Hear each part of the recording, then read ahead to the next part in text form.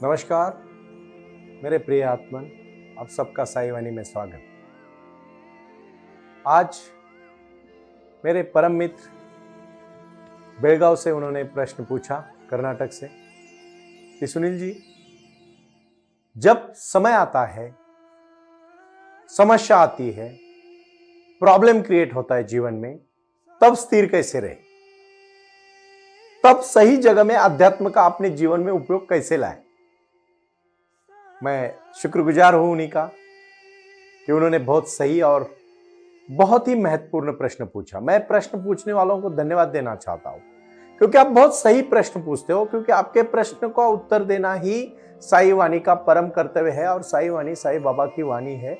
बाबा का आंसर आप सबको जीवन में बदलाव लाने के लिए महत्वपूर्ण है। मैंने बहुत पहले कहा था कि ये कोई मनोरंजन नहीं है, या कोई यहाँ एंटरटेनमेंट नहीं हो रहा है, या मुझे कुछ काम नहीं इसलिए मैं ये प्रयास नहीं कर रहा हूं। मैं साई वाणी आपके जीवन में साई क्रिया और साई ध्यान के माध्यम से जीवन बदलने के लिए शुरू की हुई एक कहानी है, और उसी का अंतिम विचार है आपके जीवन में बदलाव लाना। लेकिन प्रारंभ बातें कह रहा हूं जो जिंदगी में काम आएगी, क्योंकि वो चंद बातें ही जीवन में आखिरी तक पहुंचा सकते हैं। आप एक बात याद रखना, मैं बाबा का छोटा सा कार्य कर रहा हूं। साईं बाबा ने अपने जीवन में अपने भक्तों के लिए आशीर्वाद दिया, उनको मार्ग दिखाया। कभी कभी हम चांद की तरफ उंगली करते हैं, हमारी उंगली चांद नहीं होती, लेकिन चांद को दिखा सकती है। साईं बाबा ने दिया हुआ मार्ग मैं दिखाने का काम कर रहा हूं। मैं उंगली की तरह जा रहा हूं, मैं आपको साईं वाणी का मार्ग दिखा रहा हूं, क्योंकि उसी मार्ग से आपके जीवन में बदलाव आएगा, क्रांति होगी। और मुझे पूरा विश्वास है, मैं बहुत विश्वास के साथ कह सकता हूं कि जीवन में क्रांति होने में कोई शक नहीं, कोई दोहराव नहीं, कोई समस्या नहीं है, अगर आप अपने जीवन से मन को मन के पार लेके जाना चाहोगे। एक मन है मंदिर, हृदय से है क्रिया, क्रिया से है साधना, साधना से है ध्यान। साई क्रिया साई ध्यान, यही है जीवन। साई वाणी सुनना, साई क्रिया करना, साई ध्यान करना। कभी कभी गूंगा आदमी होता है और उसको आप गुड़ खाने को देते हो, और एक बोलने वाले को गुड़ खाने को देते हो। दोनों गुड़ खाते, गूंगा भले बोल नहीं सकता, लेकिन गुड़ का स्वाद तो ले सकता है। कोई आदमी जीवन में नहीं पढ़ा लिखा होता, नहीं ज्यादा समझदार होता, और आजकल के स्कूल की पढ़ाई भी ऐसी होती है कि अध्यात्म में ज्यादा लोग समझ नहीं पाते। इसका मतलब वो गुड़ का स्वाद नहीं ले सकते क्या? ले सकते हैं। हम थोड़े अध्यात्म के प्रति पढ़ चुके हैं, जान चुके हैं, इनलाइटमेंट में समझ चुके हैं, बाबा ने आशीर्वाद दिया है, अच्छे संस्कार मिले हैं। मेरे पिताजी और मेरे माताजी दोनों खेती करते हैं, और दोनों को देख के मुझे इतना मेहनत करने का प्रयास आता है कि आज भी वो रोजमर्रा की जिंदगी के लिए काम करते हैं, और खुशी से सोते हैं, खुशी से गाते हैं, खुशी से नाचते हैं, हर काम में पार्टिसिपेट करते हैं। मेरी माँ तो कितनी सारी महिलाओं को मदद करती है, अपने गांव में मदद करती है। गांव में कोई भी समस्या है, माँ के पास जब लोग आते हैं तो उनको प्यार से वो समझाती है, मदद करती है, मार्गदर्शन करती है, और उनको अपने हाथ से कुछ ना कुछ हेल्प करती है, मदद करती है। यही तो जीवन है। बहुत कुछ नहीं है उसके पास, लेकिन जो है वो खुशी से बांट रही है। भाई और बहनों, बांटना आनंद है, हर एक को बांटना चाहिए। चित्रकार को चित्र निकाल के बांटना चाहिए, कलाकार को गाने से बांटना चाहिए। वक्ता हमारे जैसे अगर कुछ लोग प्रयास कर रहे हैं, तो हम कोई ज्यादा ज्ञानी तो नहीं है, लेकिन समझदार जरूर है। हम कहना चाहते हैं गुड़ का स्वाद बिना बोलने वाला इंसान भी समझ सकता है। अध्यात्म का स्वाद, ध्यान का स्वाद, मेडिटेशन का स्वाद वो भी समझ सकता है जिसने पढ़ा नहीं हो लेकिन किया हो। प्यास लगने वाले इंसान को पानी पिलाओ भाइयों, H2O का फॉर्मूला मत सिखाओ। अध्यात्म में, साई वाणी में जीवन में क्रांति करना, बदलाव लाना, जीवन को एक अच्छी तरह से राह पर लेके जाना, यही हमारा लक्ष्य है। और ये साई बाबा ने अपने भक्तों के लिए बहुत कुछ किया। विचार अध्यात्म का है, और यह अध्यात्म का विचार जानना है। गूंगा आदमी गुड़ का स्वाद जान सकता है, अध्यात्म को ना समझने वाला भी ध्यान जान सकता है। और एक बार ध्यानी बन गया, ज्ञानी बनने में समय नहीं लगेगा, बिल्कुल नहीं लगेगा। मैं छोटी सी कहानी से शुरुआत करूं, और कहानी बड़ी प्रीतिपूर्ण है। एक इंसान मंदिर बनाने का काम कर रहा था, तो उन्होंने बोला कि पृथ्वी पर तो इतने मंदिर है, और मंदिर क्यों बनाई जा रही है? तो जो बहुत पुराना, बहुत एजेड, जिसकी ज्यादा उम्र हुई थी, ऐसा एक कारागिर वो बनाता था, तो बोला चलो मैं तुझे दिखाता हूं। और वो मंदिर जहां पत्थर तोड़ रहे थे उसके पीछे लेके जाता है। वहां कुछ मूर्तियां होती है, उसको लगा ये मूर्तियां दिखाएगा, मूर्तियां इस मंदिर में रखेंगे इसीलिए मंदिर बनाएगा। कुछ नहीं बोला और पीछे चला गया। और लास्ट में एक पत्थर पे जो मंदिर बना रहा था उसका नाम लिखा जा रहा था और इसीलिए मंदिर बना रहा। हम अपने कहने के लिए करते हैं, भगवान को इसकी जरूरत नहीं होती। साईं बाबा का हर भक्त प्रसन्न तभी होता है जब वो खुद प्रसन्न होता है। हम हमारे लिए भक्ति करते हैं, हमारे लिए शक्ति करते हैं, हमारे लिए हम व्रत करते हैं, वैकल्य करते हैं, हम हमारे लिए करते हैं। भगवान के लिए कुछ नहीं होता, उनके पास तो सब है। उन्होंने सृष्टि बनाई है और उन्होंने ये भी कहा है, देख मैंने सब कुछ आदमी में, इंसान में रखा है, तू बाहर मत ढूंढ। बाहर ढूंढेगा तू चला जाएगा, लेकिन तू जब इंसान के अंदर जाएगा तो भगवान वहीं मिलेंगे। इसीलिए नर का नारायण बन गया, इसीलिए अंगुरीमार भगवान बन गया। इसीलिए जो लोग जीवन में पूरी तरह से बर्बाद हुए थे वो भी भगवान के स्तर पर पहुंच गए, क्योंकि उन्होंने अंदर से बदलना चाहा। और कुछ लोगों ने तो सिर्फ ऊपर से नाटक किया बदलने का, लेकिन वो बदले नहीं। प्रतिभा एक ऐसी चीज है, हर एक इंसान में है, वो हुनर है हर एक इंसान में। उस हुनर को पाना है और उस हुनर को पाके अपने जीवन में लक्ष्य तक पहुंचना है। अपना अपना लक्ष्य तय करने से जीवन में खुश रहना है, ध्यान करने से समृद्ध रहना है और किसी भी चीज का ना दुख का ना सुख का बोझ लेके चलना है। एक बार एक इंसान बहुत महान इंसान होता है और वो हमेशा दुखी रहता है, तो एक बार वो भगवान के पास जाता है, एक ऋषि के पास, बड़े ऋषि के पास। और वो ऋषि उसको कहते हैं, वो कहता है देखो मैं बहुत कभी कभी खुश रहता हूँ, कभी कभी बहुत दुखी रहता हूँ, मैं क्या करूं। जो आज प्रश्न पूछा है बेलगांव के मेरे मित्र ने कि सुनील जी जब समय आए तो हम हमारा आध्यात्मिक ज्ञान को किस तरह से इस्तेमाल करें, बहुत सही प्रश्न है। क्योंकि पांडित्य की बातें करनी है तो किसी पेड़ के पीछे नीचे बैठे हुए गुरु शिष्य की बातें नहीं होती, लेकिन जब समस्या समाज में खड़ी होती है, राष्ट्र में खड़ी होती है, देश में खड़ी होती है, उस समय किस तरह से व्यवहार करना चाहिए। परिवार में कुछ संकट आता है तो परिवार के प्रमुख ने कैसे व्यवहार करना चाहिए। 10th और 12th की परीक्षा देने के बाद बच्चों का मानसिक संतुलन, आज मैं अभी पढ़ रहा था कुछ दिन पहले कि कोटा के 180 बच्चों ने सुसाइड कर दिया। क्यों इतना प्रेशर डालते हो बच्चों को? क्यों? वो डॉक्टर बन गया मतलब आपका बेटा थोड़ी ना डॉक्टर बनेगा, वो इंजीनियर बनेगा। अगर सचिन तेंदुलकर की मां ने उसको बोला होता बेटा जा तू एक इंजीनियर बन, तो सचिन इंजीनियर बन पाता। जीवन में हर एक को दिया है कुछ ना कुछ, उस हुनर को पहचानना है तो फिर एक ही चीज करनी है। Indian chamber of education Pune, मैं खुद एडवोकेट डॉक्टर सुनील नाना साहब करपे आपको आज यहां आश्वस्त करता हूं, विश्वास देता हूं कि चैम्बर के माध्यम से आपके बच्चों का करियर काउंसलिंग किया जाएगा और उस काउंसलिंग के माध्यम से उनका जीवन बदल जाएगा। जीवन बदलना आसान है, जीवन में क्रांति करना आसान है, लेकिन वो बात समझ में आनी चाहिए। मैं हमेशा कहता हूं एक ठिंगी, छोटी सी आग की ठिंगी जंगल को जला सकती है, लेकिन वही बर्फ गिर गई तो कुछ नहीं होगा। वो कहां गिर रही है महत्वपूर्ण है। सही समय पे अपने बच्चों को संस्कार करना। और साईं बाबा अपने भक्तों को कहते हैं बेटा श्रद्धा और सबूरी। उन्होंने जीवन में सिखाया है कि जब समस्या आए तो किस तरह से व्यवहार करना चाहिए। इसके लिए मैं भगवत गीता का बहुत अच्छा उदाहरण देना चाहता हूं। अर्जुन ने जब देखा, आज मैं जो उदाहरण दे रहा हूं वो समझो, गीता एक मनोविज्ञान है, गीता कोई मानस शास्त्र है बहुत बड़ा, ये कोई शास्त्र नहीं है, सिर्फ कोई धर्म नहीं है, सिर्फ एक मानस शास्त्र है। जब अर्जुन ने देखा कि हाँ मेरे सगे मामा है, भांजे है, गुरु है, बड़े भाई है, चचेरे भाई है, मैं इनके साथ क्यों लड़ूं? मुझे खुद इनके साथ लड़के फायदा नहीं। अर्जुन, मैं कहूंगा अर्जुन का भी ये कहना सही नहीं है पूरी तौर पर। अर्जुन को लड़ना उन्हीं के साथ था, लेकिन उनको डर लगा कि मैं इनके साथ क्यों लड़ूं, और फिर मैं जीतूंगा भी तो मैं खुश होऊंगा क्या? नहीं। हम हमारे जीवन में रोजमर्रा की जिंदगी में काम से लड़ते, क्रोध से लड़ते, लोभ से लड़ते, अहंकार से लड़ते, जेलसी से लड़ते। दूसरों के प्रति हमें इतनी द्वेष क्यों है? क्यों हमें उस दूसरों के प्रति द्वेष? और क्यों लोग न्यूनगंड में, गलत फहमी में रह रहे हैं? बहुत लोग गलत फहमी में रह रहे हैं। आजकल कुछ लोग गर्व से कहते हैं मैं मेरे भाई के साथ 10 साल नहीं बोला। अरे तू किसको बता रहा है भाई? मरने के बाद इंसान सब कुछ छोड़ देता है।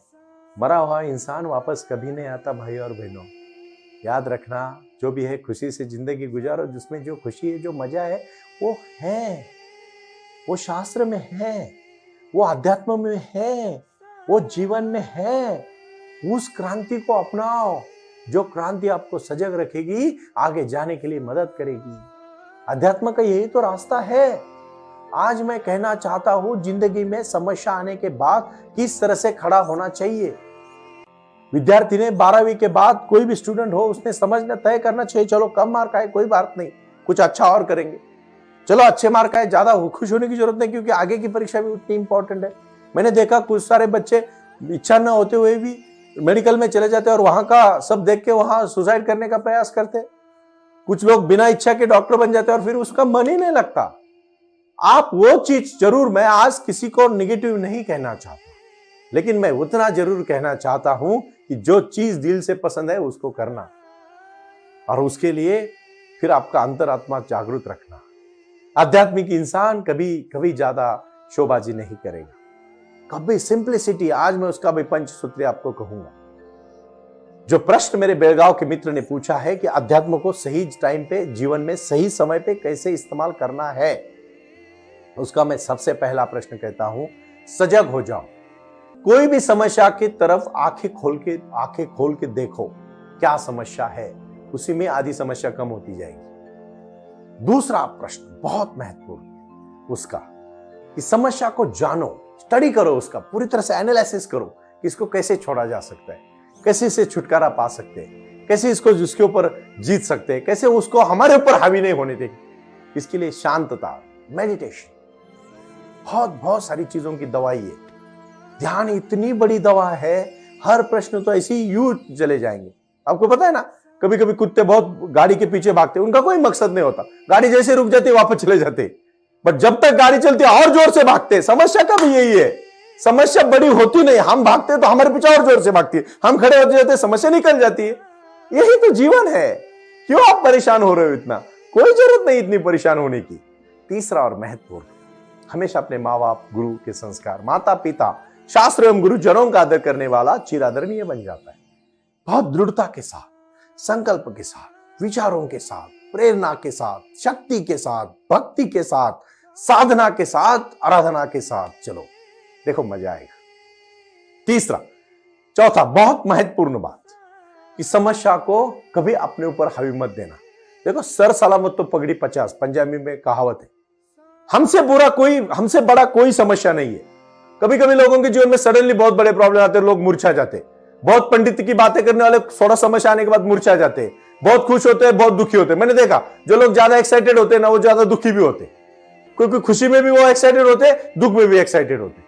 किसी ने उनकी तारीफ की, वो मैं बहुत अच्छा हो गया। किसी ने थोड़ा उल्टा बोला, अरे मैं बहुत बुरा हूं। अरे तू दूसरे के ऊपर चेहरा तय कर रहा है क्या? तेरा कोई हैसियत है कि नहीं? तू चल। महात्मा गांधी जी का एक सपना मैं कहता हूं, अकेले चले थे दांडी पे, लोग आते गए, इसीलिए कहावत भी बनी, मैं चला अकेला, लोग आते गए, कारवां बनता गया। अपना रास्ता ढूंढो भाइयों, खुद का रास्ता बनाओ, मजा आएगी। जिंदगी बहुत सुंदर है। चांद सूरज रहेगा तब तक आपका नाम रहेगा ना, तो उसके लिए आपको कुछ अलग करना पड़ेगा। और पांच और आखिरी, जो बहुत महत्वपूर्ण है, क्योंकि आज तो शुरुआत करनी है मेडिटेशन को।